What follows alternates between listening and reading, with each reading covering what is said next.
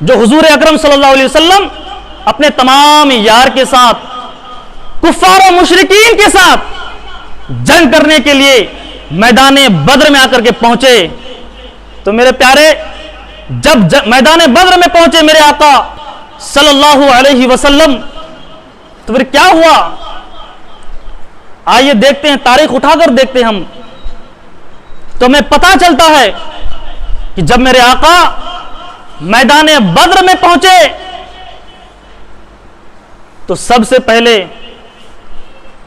جنگ کے دن سے ایک دن پہلے پہنچے تھے تو رات بھر میرے آقا صلی اللہ علیہ وسلم دعائیں مانگنے لگے. اے اللہ ہمیں کامیابی عطا فرما، اے اللہ ہمیں نصرت عطا فرما، اے اللہ اگر آج ہم سبوں کی تو نے مدد نہیں کی تو قیامت تک تیرا نام لینے والا دنیا میں نہیں رہے گا. تو میرے پیارے اللہ تعالیٰ نے اپنے محبوب کو ایسا عظیم نصرت و فتح عطا کی، اللہ تعالیٰ نے ایسا عظیم فتح عطا کی اپنے محبوب کو 5000 فرشتوں کے ذریعے اپنے محبوب کو اور اپنے محبوب کے یاروں کو فتح عطا کی ہے. میرے پیارے فتح ایسی نہیں ہو گئی. رات گزرنے کے بعد جب میرے آقا میدان بدر میں پہنچے تو وہاں پر پھر دعا کے لیے ہاتھ اٹھائے اور وہی دعا کیے کہ اے اللہ اگر آج تو نے ان چند لوگوں کی مدد نہیں کی تو قیامت تک تیرا نام لینے والا کوئی نہیں ہوگا. تو اللہ تعالیٰ نے بہت عظیم فتح عطا کی. تو اسی جنگ میں ایسے ایسے بہادر جنگ لڑے، انہی میں سے 11 یا 12 سال کے ننھے عمر مجاہدین جس کا نام ہے معوذ و معاذ، دو لڑکے، ایک کی عمر ہے 11 سال، ایک کی عمر ہے 12 سال.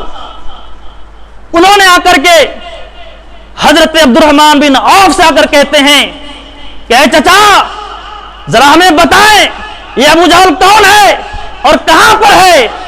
حضرت عبد الرحمن بن عوف اس کے طرف دیکھ رہے ہیں اور اس کی عمر کا اندازہ لگا رہے ہیں اور کہتے ہیں اے میرے بیٹے تمہیں ابو جہل سے کیا غرض ہے. تو دونوں ننھا بچہ کیا پیارا جواب دے رہا ہے.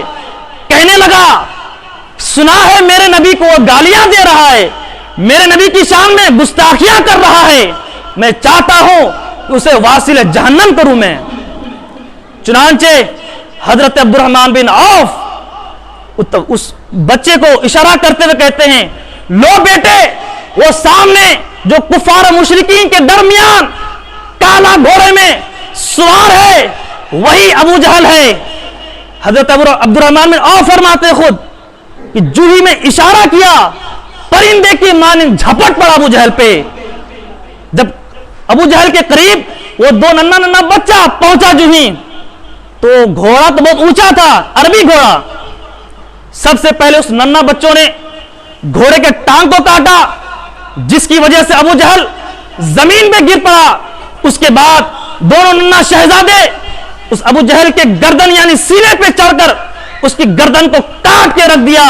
ان میں سے ایک معوذ نام تھا جو جنگ کرتے شہید ہو گئے. تو میرے پیارے ایک تو شہید ہو گئے لیکن دوسرے کو دیکھیں آپ، دوسرا شہزادہ جس کی بازو کٹ گئی پھر بھی جنگ لڑ رہے ہیں، عمر ہے 12 سال لیکن کفار کے سامنے میں نبی کے گستاخوں کے سامنے میں ایسے ڈٹ کے لڑ رہے ہیں جس کی وجہ سے اس کی بازو کٹ گئی. بازو کٹنے کے بعد درد ہونے لگی، ہلکا سا لگا ہوا تھا. اس لگا رہنے کی وجہ سے حضور صلی اللہ علیہ وسلم سارا کارنامہ اس بچے کا دیکھ رہا تھا. اس بچے نے پیر لگا کر کے ہاتھ میں اس جو ہلکا سا لگا ہوا تھا اس کو کاٹ کر کے پھینک دیا. پھر جنگ کرنے کے لیے ابو جہل کے پاس چلا گیا، یہاں تک کہ ابو جہل کو کیفر کردار تک پہنچایا، واصل جہنم کیا.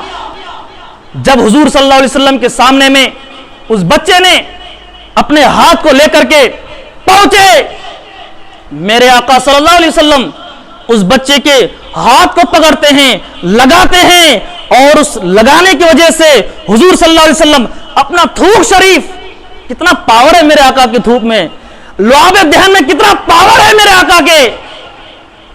آج ہمارا کوئی ذرا کٹ جائے تو ہم پٹی لگاتے ہیں، لیکن دیکھ میرے مصطفیٰ کا کمال، جنگ بدر میں اس ننھے شہزادے کے بازو کٹنے کی وجہ سے جب جوڑنے پہ آتے ہیں تو اپنا لعاب دہن لگا کر کے جوڑ دیتے ہیں، اسے سلامت کر دیتے ہیں. یہ ہے کمال مصطفیٰ. جب میرے آقا عطا کرنے پہ آتے ہیں تو کٹی ہوئی بازو یا عطا کرنے پہ آ جاتے ہیں. تو میرے پیارے، جنگ بدر کا یہ پہلا دو ننھا شہزادہ اور مجاہد جو اپنا کارنامہ انجام دے کر کے شہادت نوش فرمائے، اس کے بعد